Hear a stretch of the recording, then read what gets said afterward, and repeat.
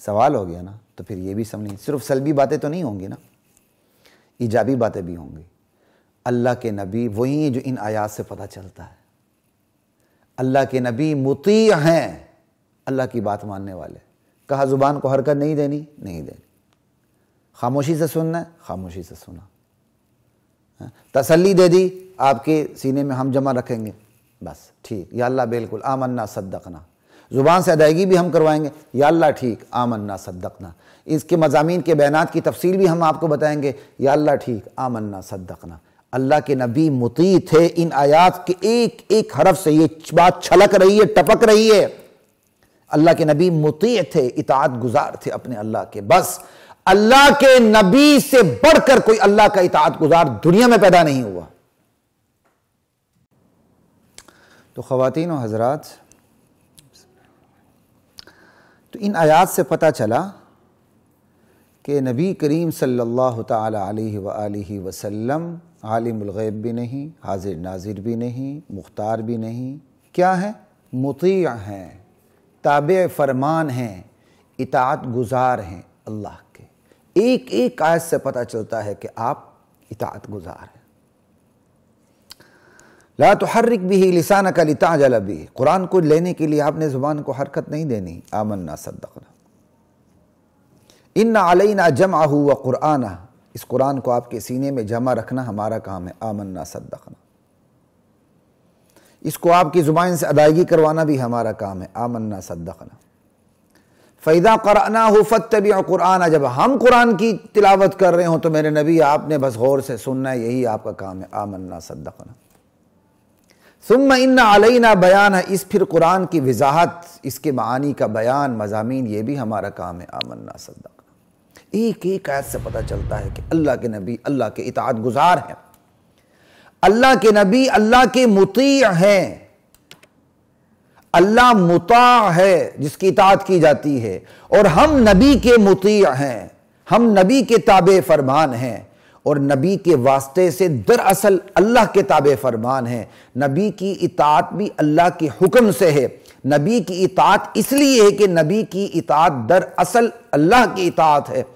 من یطع الرسول فقد اطاع اللہ. جس نے رسول کی اطاعت کی دراصل اس نے اللہ کی اطاعت کی.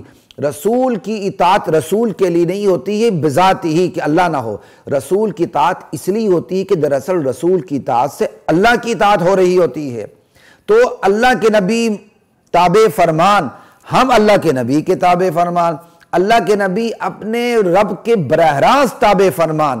ہم سب اپنے رب کے بواسطہ نبی تابع فرمان. اصل مقصد یہی ہے کہ اللہ کی اطاعت ہو.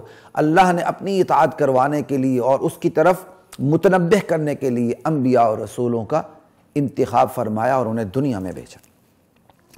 تو بات شاید تھوڑی بہت, کیونکہ ہمارا تھوڑا سا درمیان میں وقفہ آ گیا تھا, تو ممکن ہے تھوڑی سی ریپیٹیشن بھی ہو گئی ہو, تو اسے بہرحال نظر انداز کیجیے گا.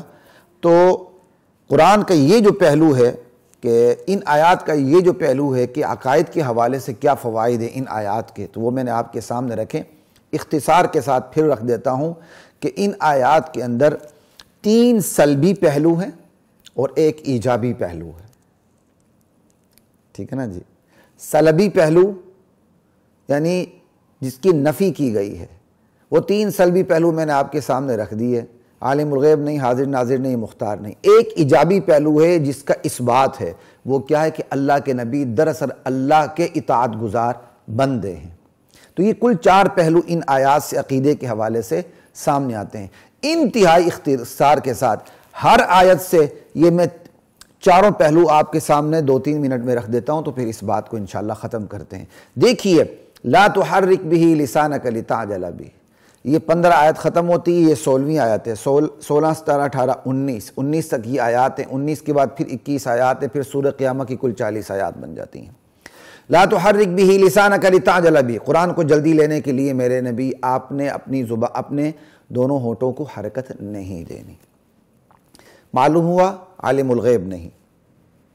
ٹھیک ہے, قرآن لینے کے لیے, قرآن پہلے آپ کے پاس تھا نہیں, لینے کے لیے کہہ رہے ہیں, تو اس کا مطلب جو تھا نہیں وہی چیز لے رہے ہیں. عالم الغیب ہونے کی نفی ہو گئی. اور آپ کو پتہ ہوتا اوپر سے یہ آرڈر آنا ہے پھر بھی آپ کبھی بھی اپنے زبان کو نہ ہلاتے. عالم الغیب کی نفی ہو گئی. حاضر ناظر کی نفی ہو گئی. حاضر ناظر کی اس لیے نفی ہو گئی، یہ وحی آ رہی ہے. آپ پہلی لوح محفوظ پر موجود تھے تو وحی آنے کی ضرورت ہی نہیں تھی. آپ تو وہاں موجود بھی تھے، اگر دیکھ بھی رہے تھے تو پھر وحی کا سلسلہ ہی بالکل کیا کہتے ہیں، اس کی کوئی ضرورت ہی نہیں رہتی. حاضر ناظر ہونے کی بھی نفی ہو گئی. مختار کی بھی نفی ہو گئی کہ آپ کا اختیار نہیں چلتا، اللہ کا چلتا ہے، کیونکہ حکم آپ کو اللہ دے رہا ہے. تو تینوں کی نفی ہو گئی. اور چوتھے کا اثبات ہو گیا، کیا؟ اطاعت گزار، آپ نے یہ حکم ماننے، اور اللہ کے نبی حکم مانتے تھے. لا تحرک به لسانک لتعجل به ان علینا جمعہ وقرآنہ، آپ کے سینے میں جمع رکھنا اور اس کو آپ کی زبان سے ادائیگی کروانا ہمارا کام ہے. اس سے بھی یہ چاروں پہلو ثابت ہوتے ہیں. عالم الغیب نہیں، اس لیے تو آپ کے سینے میں جمع کیا جا رہا ہے، اور اللہ تعالیٰ آپ کو یاد کروانے کی ذمہ داری لے رہے ہیں. عالم الغیب ہوتے تو یاد کروانے کی ذمہ داری کی ضرورت ہی نہیں تھی. ٹھیک ہے. وقرآن، آپ کی زبان سے ادائیگی کروانا بھی ہمارا کام ہے. ٹھیک ہے. اللہ نہ چاہے تو زبان سے ادائیگی بھی نہیں ہوگی. عالم الغیب ہونے کی نفی ہو گئی. حاضر ناظر ہونے کی بھی نفی ہو گئی. اللہ نہ چاہے تو نبی پڑھ نہیں سکتا، اللہ نہ چاہے تو نبی کو یاد بھی نہیں ہو سکتا. ٹھیک ہے. تو یہاں سے مختار کیا کہتے ہیں، عالم الغیب ہونے کی تو نفی ہو گئی، حاضر ناظر ہونے کی بھی نفی ہو گئی. حاضر ناظر ہونے کی بھی نفی اسی طرح ہوئی. ان علینا لا تحرک به لسانک لتعجل به ان علینا جمعہ وقرآنہ. ان علینا جمعہ وقرآنہ، آپ کے سینے میں جمع رکھنا اور اس کو ادائیگی کروانا ہمارا کام. سینے میں جمع نہیں تھا، اللہ نے کروایا، عالم الغیب ہونے کی نفی ہو گئی. اور آپ اسی وقت پڑھیں گے جب اللہ تعالیٰ چاہے گا. ٹھیک ہے. اس سے کیا کہتے ہیں، مختار ہونے کی نفی ہو گئی. آپ اپنی مرضی سے نہیں پڑھ سکتے، جب اللہ چاہیں گے. ٹھیک ہے. اور کیا کہتے ہیں، حاضر ناظر ہونے کی نفی ہو گئی. حاضر ناظر ہونے کی نفی اس لیے ہو گئی کہ وحی کا سلسلہ ہی ختم ہو جاتا ہے اگر حاضر ناظر ہوں، کیونکہ لوح محفوظ میں موجود ہے، پھر وحی بھیجنے کی ضرورت کیا ہے؟ آپ تو وہاں حاضر بھی ہیں، ناظر بھی ہیں، دیکھ بھی رہے ہیں، تو پھر وحی کی ضرورت کیا ہے؟ ٹھیک ہے جی. ثم ان علینا جمعہ وقرآنہ فاذا قرأناہ فاتبع. ہاں، چوتھا پہلو جو رہتا ہے اس میں اطاعت گزاری کا. آپ کے سینے میں جمع رکھنا، جب ہم چاہیں گے ادا کرنا، یہ ہمارا کام ہے. ٹھیک ہے. آمنا صدقنا، جب اللہ تعالیٰ کے رسول نے مان لیا، ہاں ٹھیک ہے میں خاموش رہوں گا، اور جب اللہ چاہیں گے ادا ہوگا، ایمان ہے. یہ پہلو بھی ثابت ہو گیا اطاعت گزاری کا. فَإِذَا قَرَأْنَاهُ فَاتَّبِعْ قُرْآنَ، جب ہم قرآن کی تلاوت کر رہے ہوں تو بس آپ اس کو سنیے. بس عالم غیب ہونے کی نفی ہو گئی، کیونکہ قرآن کی تلاوت ہو رہی ہے. پہلے پتہ نہیں تھا، جب تلاوت ہو رہی پتہ ہے. ذَلِكَ مِنْ أَنْبَاءِ الْغَيْبِ نُوحِيهَا إِلَيْكَ مَا كُنْتَ تَعْلَمُهَا أَنْتَ وَلَا قَوْمُكَ مِنْ قَبْلِ هَذَا فَاصْبِرْ تِلْكَ مِنْ أَنْبَاءِ الْغَيْبِ نُوحِيهَا إِلَيْكَ. یہ غیب کی خبریں ہم آپ کی طرف وحی کر رہے ہیں، اس سے پہلے آپ بھی نہیں جانتے تھے، آپ کی قوم بھی نہیں جانتی تھی. قرآن بھرا ہوا ہے. ٹھیک ہے نا. تو جب ہم پڑھیں تو آپ اتباع کریں. عالم الغیب ہونے کی نفی ہو گئی. اگر عالم الغیب تھے تو پھر پڑھنے کی ضرورت ہی نہیں تھی جبریل امین کو. ٹھیک ہے. حاضر ناظر ہونے کی نفی ہو گئی، وہاں موجود تھے تو وہی آنے کی ضرورت نہیں. مختار کی بھی نفی ہو گئی کہ آپ کا اختیار نہیں. اللہ تعالیٰ نے آپ کو صاف کہہ دیا کہ جب ہم پڑھ رہے ہوں تو آپ نے خاموش رہنا ہے، مرضی اللہ کی چلے گی. اور پھر تین چیزوں کی نفی ہونے کے ساتھ ایک چیز پہ اس بات ہوگی اطاعت گزار، کہ میرے نبی آپ نے حکم ماننا ہے، تو اللہ کے نبی نے تو حکم ماننا ہی ماننا تھا. سمجھ آئی؟